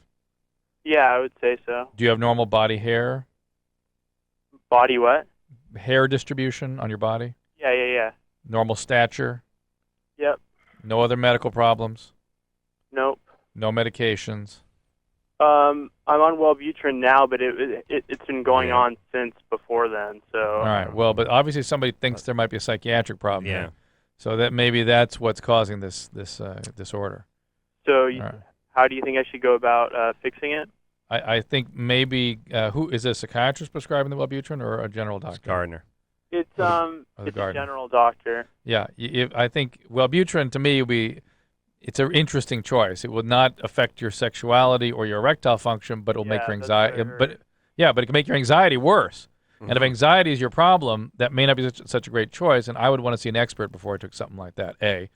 B, Adam gave you good advice about taking care of the problem and working it out once you get the psychiatric problem properly assessed. Yeah. Just get a girlfriend. Yeah. Have you had a problem every time you've been with a girl? Not every time, but I mean, it's usually with a girl like I really want. I'm bored. He's anxious. Yeah. He's got to work it out. Well, look, But I'm anxious too. Yeah, you do. Not a but problem. your passion takes takes precedent. Takes well, I over. want to say precedent, but it's in the Supersedes. driver's seat. You know, speaking of that, I'm going on Anderson Cooper tomorrow night, and we're going to go over my. No one knows who Anderson Cooper He's a is. CNN show, like at 7 o'clock or something, Mhm. and we're going to do my brain scans. Oh, you are? Yeah, they're doing a male-female thing. I had a functional MRI scan looking at pornography. Wait till you get that home MRI thing to pass your kids through. It's gonna be, I don't Drew's need house that. It's going to be great. It's How gonna be dare like you? It's going to be like an Israeli airport. I have There's- chips. You have screenings, lunch pail screenings. There's going to be pat-downs before they come in and leave the house. Oh, it'll He's going just to be be- doing random SWAT. It's Every just once going to in be a while, normal for them. They're just going to get used to it. He's going to come in the front door in little red lights. Sir, step aside. Sir, take the belt off. Dad, sir, please, hands out. Please take shoes off, sir. And then you can do that wipe down thing with the swab. You find some chalk and a little marijuana residue on the kid. It's going to be right awesome. here. That goes right through the computer. You know, I was at the airport the other day, and somebody they yell something and then they freeze. Have you been through this? Yeah, it's Where like they on have a breach? Wonderama. What happens on Wonderama? They yell something, they freeze. Okay. Yeah. Yeah. Yeah, remember Wonderama? Bill, what was his name? Bob McAllister. Bob McAllister. All right, go ahead. So they yell something and they freeze. Well, it was weird. They make you stand away from the machine. And they start screaming, Mhm. and then it's like a pack of monkeys who start that howl goes through the troop, Mhm. and then they make you back. I've never been through that before. There's some sort of breach. Mhm. Have you ever seen this? No, they It's the just craziest stopped thing. everything. Somebody made it pass. I guess, and somebody goes, "Blip," and they all yell the same thing. All of them, all over the airport, and everybody stop. They make everyone stop. In your Really? spot. Yeah, I've never seen it like this. And then they sort of yell all clear, and then go back. seems to be different. Which is one of these interesting things that the every airport seems to be a little bit different, which is a weird thing to monkey with. Yes. McDonald's and Jack in the Boxes have Same. much more uniformity than airport Yes. security does, Yes. which is one of these things because it's a federal thing. Like, why wouldn't they all be laid out almost exactly the same with the same equipment and the same protocol? Like, hey, at Logan, you got to take your shoes off, but at LAX, you don't have to take your shoes off. Like, really? You don't want to just decide on which one you do? LAX recently has hired the angriest people. Oh, They've yeah. really just become incredibly angry. Yeah, well, you'd be angry. Hostile. It's like, what? No, well, they're hostile because first off, security is it basically here's how it goes. It goes Job Corps, it goes military, and then it goes security in this sort of. Are you going up the food chain? Yeah, or down? I'm going up. Okay. But that's the sort of well, Job Corps is criminals. Okay. You go to job, you get your choice between juvenile hall and dig in fire lines in the Angeles Crest highway up there. That's that. And then military's just, I don't want to go to junior college. I'd rather fire a gun. And then security is well, I've been busted so many times. I think I know a lot about the security at this point. So, when you've been cuffed as many times as I have and had as many run-ins with the man. I mean, think about this losers in all facets of security. All facets. I mean, here's what it is. Security's like Secret Service and then a free fall. just a 2 hour FBI, long. it's FBI. Yeah, okay. It's like That's not really security, though, is it? Okay, let's just like Secret Service, and then there's the guy you run into backstage at the Weenie Roast who won't let you on stage, even though you have to announce the next band, or you're in the band. Here's what I do. I'm two members of KISS, and Yeah. I have to announce And it. and I you're have to made bring up. them on stage. Could I get out? Yeah. No, can't do it. So that's my point. You're dealing with the bottom of the barrel, and then it's L.A. So you not only have the bottom of the barrel, but you have the angry people who are all out here. It's not, it's not Georgia. Yeah. You know what I'm saying? Yeah. So you have an angry city We have the with the envious out here. bottom of the barrel. Yeah. Yeah. So it's awesome. It's great. It's a great experience. And you take your shoes off. The guy rips out the wand. I wouldn't mind if they I got singled out and had to be felt up out of line. Yeah. I don't, they tell you what they're going to do. I'm going to reach around your groin now, sir. I'm going to reach around. I'm going to use the back of my hand. They use the back of their hand, which is in a weird. Weirder. Yeah, it's like, hey, that's my weirdo uncle used to do that to me when I was 9. He'd do the back rub thing. He wouldn't do the front of the hand. He didn't want to get any prints on my underwrist. It was awesome. But yeah, the backhand creepier, and just go ahead and feel up, buddy. I don't need the whole here's what I'm doing now, sir. I'm taking my inner knuckle and I'm going to rub it against your left sack. Now I'm going right sack. Now I'm going sphincter with ring pinky knuckle. All backhand, by the way. Backhand. That's nice. That's awesome. All right. Let's keep. Well, should we take a break? I want to speak to I don't know, yeast infection. Come How on. How about two? Let's say Two, line two. Yeah. What's your take on Really quick medical one. marijuana? Oh, there's a bill in Congress. Zachary, Yeah, hey, Adam. Hey, Drew. Yeah, hey. 22. What's happening? Not much. Just driving on the freeway. LTL, FTC. I'm calling to get Drew's take on medicinal marijuana going to the Senate for vote this summer and see what, well, Adam's take is, too, on it. I'm currently a patient of medical marijuana. So it's Okay. You are. Zachary, there's a couple things. Hold on. What are you doing with medical marijuana? Hold on. I'll tell you what he's doing in a second. Let me tell you. You don't know? Okay. No. Hold on. He knows what's up. Okay. I am generally in favor of these bills. Okay. I think the lack of a rational approach to this drug is creating serious problems. Mm-hmm. And we need to get much more rational, particularly as it pertains to research and medical use. We give opiates to opiate addicts if it helps them decrease suffering. Why can't we give marijuana to marijuana addicts if it helps them at the end of life? I'll tell you why, Drew. Slippery slope, my friend. I know it's slippery slope. Slippery slope. And Zachary, what I will tell you is I've never received a request for medical marijuana from other than a marijuana addict.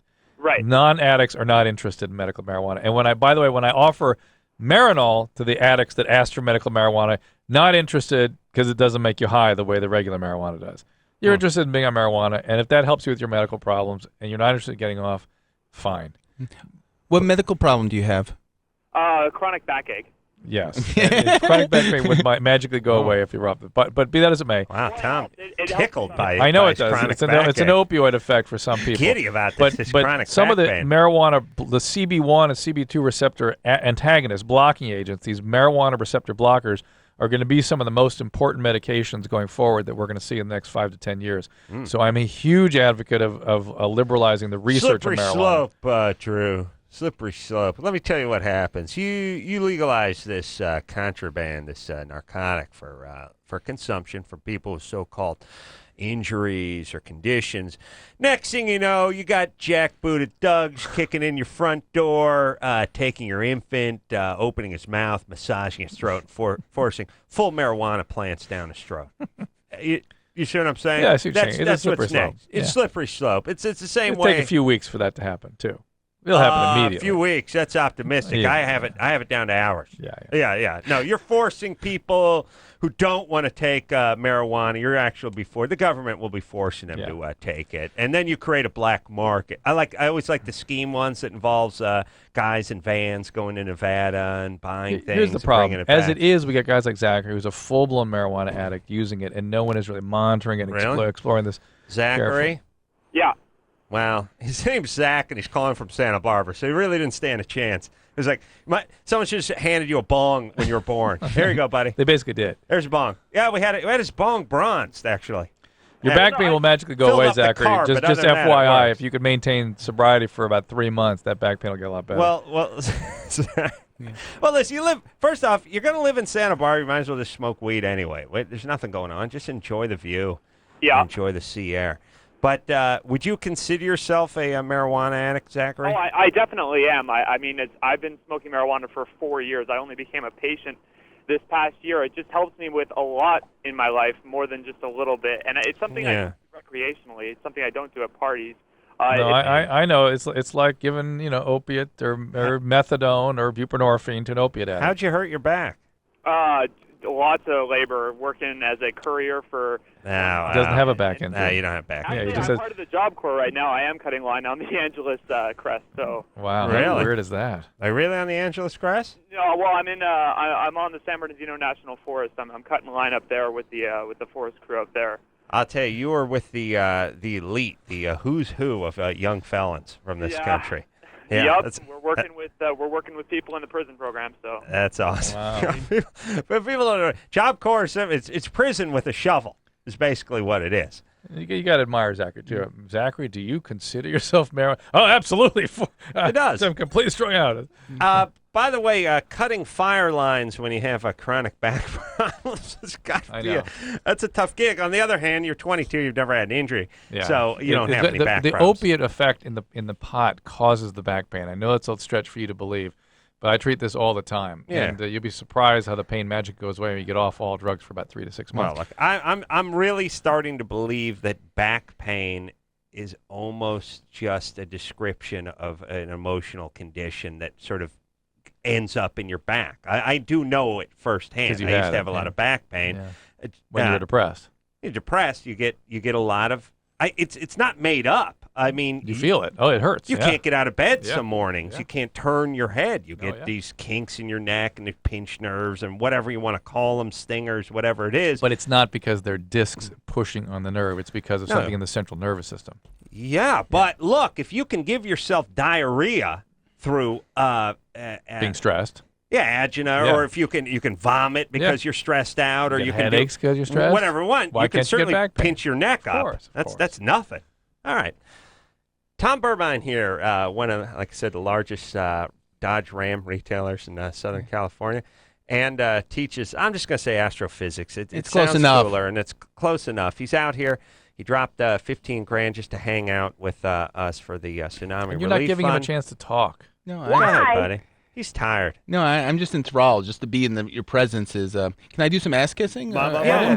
Yeah. Wait, hold on a second, Tom. I want you to write down. Just make some notes. Make a note. Right at. I want you to really sit down with your thoughts for a second. I want to give you a piece of paper. Oh, thank Because you. we got to take a break. Okay. But Tom's going to do some world-class ass kissing when we come back. Hello? Who's this? This is LoveLine. 1-800-LOVE-191. LoveLine will be right back.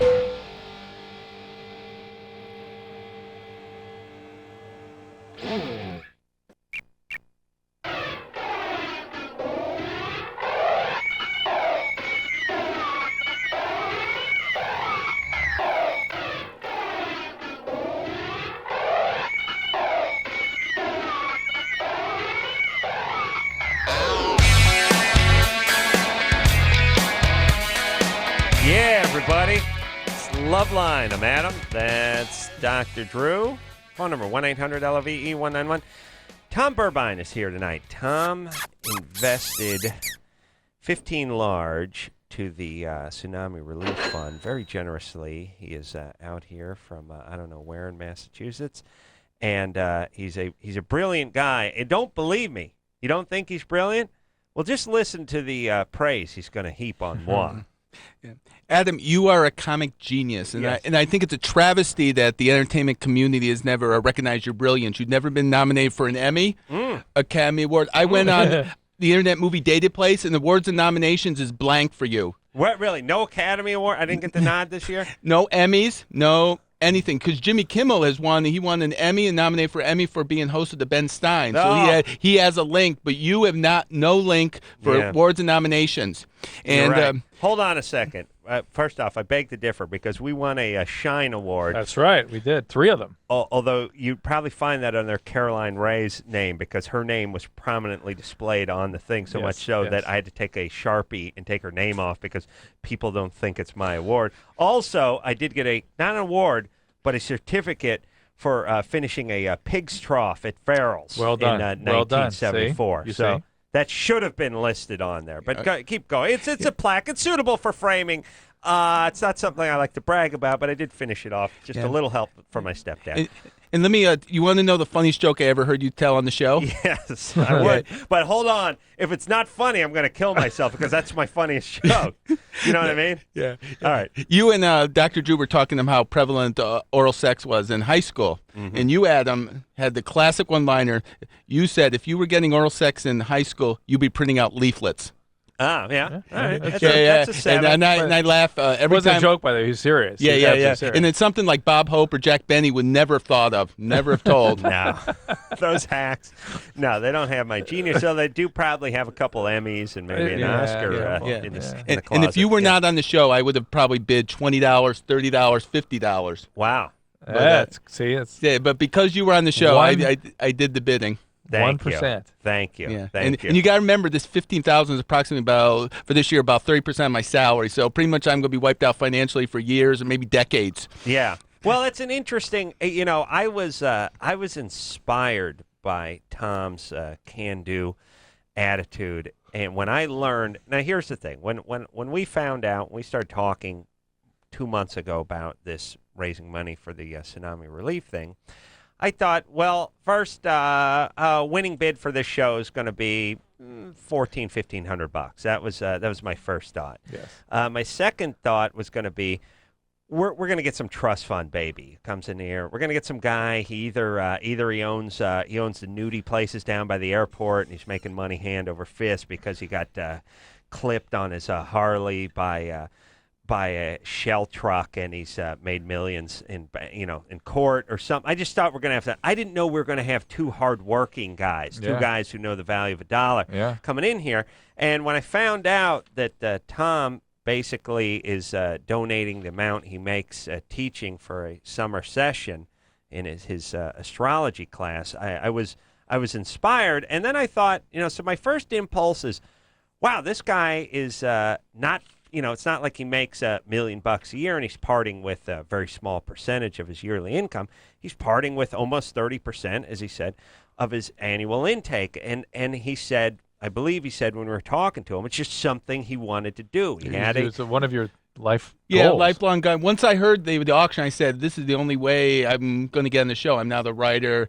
I don't have big breasts. I'm not an author. I'm not a musician. So I said it, and I just said, this is mine. So I decided I'm going to bid whatever it was. I was going to take it, and I was able to get it. But there's a thing that's sort of inspiring in that Tom had a goal and had a dream, and he went through life, or his trajectory in life is, I got things I want to do and I'm going to do them. And he waits for the opportunity. Instead of sitting around and thinking about worst case scenarios and what could happen and what could go wrong. What are the other life goals? I'd like to. I would like to have a link on the Internet Movie Database. Do something so I have some type of link on there. And IMDb. IMDb. Why don't you shoot Drew? Yes, and then I think that would get you on. Yes, and my trial, and then I also always wanted to write a book, so hopefully it can be on Amazon.com. Write a book on asteroids. Oh wow! Yeah, well, you could write a book on. We're reading all the stuff we were at. I think a lot of people be interested in the stuff we were talking about at dinner.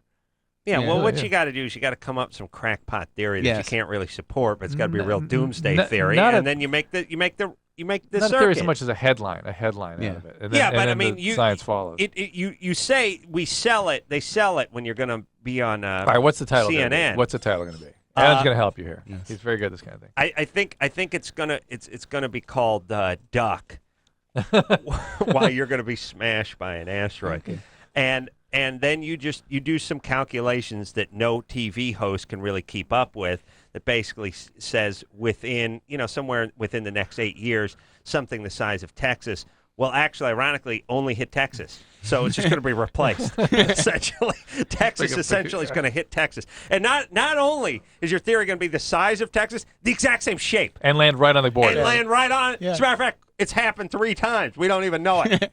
It's like Texas got paved over. It happens at night. No one even knows. Yeah. So that's the thing. The size of Texas, but the shape of Texas, and it's actually going to hit Texas, and it's not spilling into Arkansas or anywhere else. It's just pow. What else is on the board? So it'd be Duck, y'all. Yeah, Duck, y'all. Okay. All right. And you want a commission if the book starts selling? No. You got to save up for your next appearance. Yes. I've worked it out, Tom, too. I know it's the $15,000 to come on the show and hang out tonight, but I thought I'll have lunch with you tomorrow for like $3,500. You know what I mean? I mean, just kind of between us. Yeah. Have you ever done this before? Ever sold a place on the show? No. Well, except for the other guy. The other who guy. do the exact same thing you're doing. But other than the other guy doing the exact same thing you're doing, no, it's never happened before. Yeah. My only goal was to be a better guest than him, so that was my goal. Done. Listen, if you would have just belched and passed out, you would have. No, he's a dear friend. He's a dear friend. No, but Tom, I mean, come on. You're Tom. You're the Tomster. You're the Tommyac. Yeah, once I brought the presents, I knew I could win you over. Tommyac. He's a Tommyac on the floor, everybody. The Tommeister.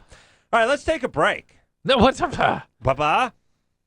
Caller, female Drew? Mm-hmm. You're 22? Mm-hmm. Drew, hot name for a chick. Actually, it's Andrea, but Drew's my nickname. Still, that's what happens when you're too hot for Andrea. They kick you up to Drew. Huh. Nice. What is up? I have no idea. See, you are good looking, right? Yeah, I'm a fairly attractive woman. Yeah, you could say that. Mm-hmm. Could say that. All right. And your question? I I've had overly large breasts since I was in the 6th grade. Wow. And You have a tough life? Yeah. I've had a lot of stairs. Yeah. Not necessarily a tough life, but a lot of stairs. And, you know, now I'm 23, and my breasts are starting to sag. And I've noticed a lot of, like, shoulder pain. And I always thought that girls that complained of shoulder pain that had big breasts, it was just a bunch of crap because they were, you know, wusses or whatever. But it really is hurting me, and I don't know if I should get a breast lift or a breast reduction. Well, hold on now. What size? What size are I'm you? like a 38D. I'm really big. I am. And I'm not a big girl, you know, as far as, you know, me being thickness-wise. No. How tall are you? I'm about 5'6". How much you weigh? About 135, 145. Can we do some radio math? Oh, we got to do some radio math. And let me tell you how the radio math usually works. Usually about 5'6" and 135 will add about 10% on the weight. But when you go 135, 145, now we're bumped up into the 20 percentile. Yes. Yeah, but doesn't she get a special deduction for the name? Drew? The hot name, the hot attitude. Yeah, but now I'm starting to wonder. I think she got the name when she was like 15 or 16. All she right. just kept it. So 5'6", 135, 145. Did she say that? Yes. Yes, she did. Yes, she 135, did. 145? You're talking to Streetwise Genius All right. and the Yeah. Book Smart All right. Genius. Let me see. You take the square root of 72, multiply an All exponent, right, hold factor on, out. Hold on. Slow down, Einstein. Let me see. Okay, so what was that again, Square Tom? root of 72, and then you take an 72. exponent, and you want to do a factorial, and then you want to divide by 52.6. Slow down. 52.6. Don't you need to do a natural log in there? Yeah. You want to log and Corn log or cheese log? What kind of Natural log. Natural log. I'm gonna put corn. Log base E. Okay. Log. And what else? you want to, and you probably want to square it too, and then to the 3/2 power. Okay. Okay. I think I'm almost there. Drew, what's 2 times 3? That's Tom. He's a mathematician. Tom, 2 times 3. It's 6 usually. And Usually. Yeah. Unless you're an imaginary number. Yeah, imaginary number. 2 times 3 is 6, and then 1 times 2, is that still 2? Yeah, still 2. So 1 times, but what's like 1 times 8?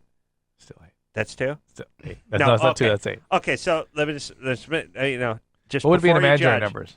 Eyes, yes. Yes. we just make sure. Square one root of thing. -1. 1 times 4 is 4, but like 1 times 9 is still is 9 too, or it's Yes. 4? Yeah. Okay. 10 plus 2 is what, Drew? I mean, 12. Tom? 10 plus 2, 12. Okay. Okay. I have 5, 4, and 13/16, and I have 153. Drew? Mm-hmm. Yeah, and that was some of the most elaborate radio math we've ever Makes done. it more accurate.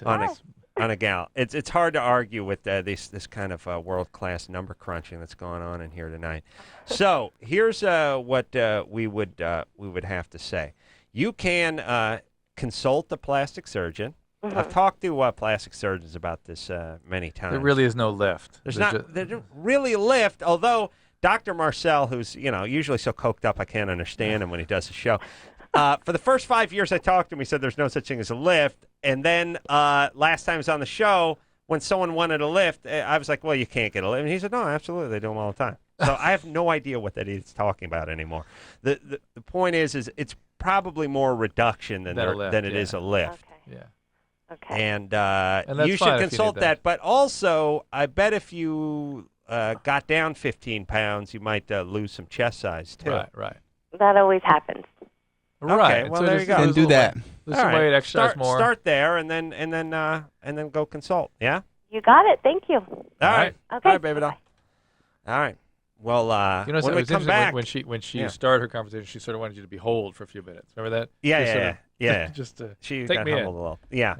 When we come back, we're going to calculate areola circumference with Tom Burbine. nice. It's going to be Oh, awesome. thank you.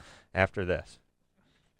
1-800-LOVE-191. LoveLine will be right back.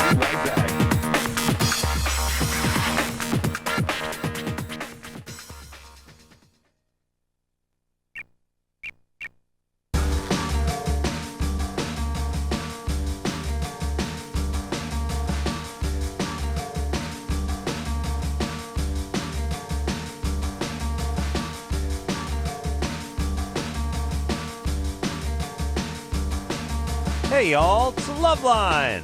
I'm Adam. It's Dr. Drew. Our dear friend Tom is here. He's donated quite a lump to the Tsunami Relief Fund. And how liberating it must be to be like Tom. Drew. Drew, look at you in your gilded cage, trapped. I actually was able to take it off my taxes, so I saved about $4,000 in taxes because I donated the money. But the problem is, I'm 99% sure I'm going to be audited, because my donation went from 0 to 15,000. So I think that puts up red flags with the government. The government. So yeah, they got to look out for your type. Snake oil salesman. Yeah, we've seen your type. All right, Drew, I want to talk to Bernice, who I think called last week. Yeah. Bernice? Yeah. Okay, did you call us last week? Yes, I did. You were driving around drunk with your teacher? Let me see if I can, I'll have to give you my powers of recollection. Teacher from your school wanted to meet you outside about 4 a.m. and plied you with a little booze. I guess then you passed out, and when you woke up, it was about noontime, and he was driving around with you in the car. You think he gave you a roofie. Yeah, and I was remembering what you told me about how alcoholics are prone to blackouts. So That and the fact that you drank certainly enough to cause you to not just black out but pass out. You don't need the roofie to make your story complete. I see. Yeah, no. Here. Let me just clear it up for everyone. We have a lot of people say, "I know a guy slipped me a roofie." And it's like, what happened? Well, it was St. Patrick's Day. I drank a pony keg, and then I did a couple anal funnels full of grain alcohol, and then I passed out. I'm pretty sure he gave me a roofie. Right. You and I'm 4'10". I weigh 38 pounds. That's right. Yeah, that's right. No, you drank, and it's not what he did isn't any better, but. You don't need it. You drink a bottle of Jack. You don't need a roofie. Yeah, don't get around. I wouldn't go down the roofie path so much. It's not as important as the fact that even just that the guy met you at 4 a.m, drove with you in his car. Yeah, and gave you a substance. And he was a teacher at your school, right? Were you molested before, or? Excuse me? Ooh. Were you molested when you were younger? No. No. Little beat there. So what happened? Your parents found out about it, or you told them? No, I wrote it in my journal. And I left it at school once, and I left it in my backpack, and I guess they were trying to see whose backpack it was, and they actually opened it and read it and found out about it. The school actually, reported it and everything. And actually what I wanted to ask you is, how can I not make this happen? Because I don't want to press charges. Well, first off, it's not up to you, I don't think. It may be too late for that, but here's the thing. They don't have any proof. I didn't write any names. I didn't write any names. Yeah. All right. What isn't there some sort of like attorney-client privilege between a chick and her diary? By the way, that's like not admissible in court or something. Are they putting the screws to you? I mean, look. Here's the thing. You should do something about this. This guy's a criminal. And he needs to be, brought to justice without sounding corny. On the other hand, if you're just looking for a way to get out of it, you can just say you made it up, in which case everyone will just think you're a nut job. Right. You know what I'm saying? Yeah. Yeah. It sounds either bogus or like you're crying out for some attention or help. Right. You wouldn't put the journal in your backpack and bring it to school unless you want people to find it. Well, either this is a bogus call, or this is a very disturbed situation, and people hopefully at school will refer you for some help. Yes. And that this person will be taken to task appropriately. He certainly shouldn't be teaching kids. Yeah. To protect himself and to protect other people. And it sounds like he needs some kind of treatment as well. Yeah. And certainly in your situation, Bernice, you need a lot of help. So why not just go throw yourself on the mercy of the powers that be? You're not going to get into trouble. Yeah, let them How help about you. it? Let them help you. Well, Why go through with this rain cloud over your head? It's just like there's something liberating about just throwing yourself, just being free. How about it? Just following directions. Yeah, just go talk to your counselor. How about it? I've been in therapy for about 6 months now. You've been in therapy. Well, talk to your therapist about it. Talk to your therapist about it. No, No. Oh, well, All that's right, not all right, therapy. well, then stop bothering us, would you please? That's not therapy, Bernice. I don't know what that is, but that's not therapy. Well, look, I don't care what it is, but if you're going to call the show and ask for our advice and you don't want to take it, then don't call the show anymore, please. All right? Thanks. Good. I know I sound like a dick, but this is the second time you've called. It's the second time we've told you what our opinion is and what you need to do. And Well, it's a serious the second situation. time you told us It's a you're not gonna serious do it. situation. It is. Talk to your therapist about it. It's a very serious situation, and it feels very helpless to us. Well, to have somebody in this horrible situation. I'm not and minimizing what's happened to her But she's or not how taking direction. difficult it is, but I have no choice. Here's what. You tell us what to do. You tell us what the problem is. We'll tell you what to do. And if you say, no, I'm not going to do it, then we got to move on. You're a dick to a lot of people on the air. Thank you. Well, you should see me off the air. We'll take a break. We'll be right back after this. All right, guys, here's the deal. Looking to hook up? Call the Dateline. Sick of wasting time with the wrong person? Call the Dateline. One call's all you need to make. Call the Dateline. 1-877-889-DATE. If you need help, call LoveLine. 1-800-LOVE-191.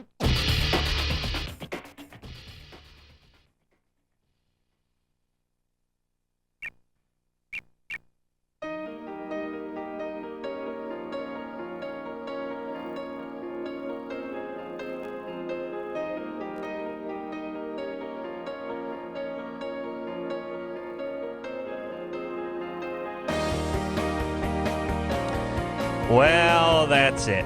I want to thank Tom Burbine for coming out here. And, again, if you're looking for a custom van, RV. Yeah, if I get fired as a professor, I will do the vans. Yeah. And I'll see you in at Pioneer Valley. Yeah. I'm going to talk to Amherst College, and I will ensure that you get invited up Or there. UMass, even UMass be good. They have lots of resources. Yeah, I will make sure you get invited to speak up there. Well done. I will go speak to the right people. Holyoke, Smith. Yeah, they're all holding their breath, waiting for Drew to roll in the tent. So, again, Tom Burbine, thank you very much for your generous donation. And until next time, this is Adam Carolla for Dr. Drew saying mahalo. And I was also impressed how good-looking you were, because it never gets mentioned on the air. Now we're getting to it. Now we're getting why. Now we know why he popped down the 15 grand came across country. Oh, and I got to put out, too, don't I? Well, for 15 grand, I think what am that's I gonna good do? for at least a reach around. This has been LoveLine. LoveLine. The opinions expressed on this show are not necessarily those of the staff, management, sponsors, or this station. The producer for LoveLine is Annie Gold. LoveLine is a presentation of Westwood One Entertainment.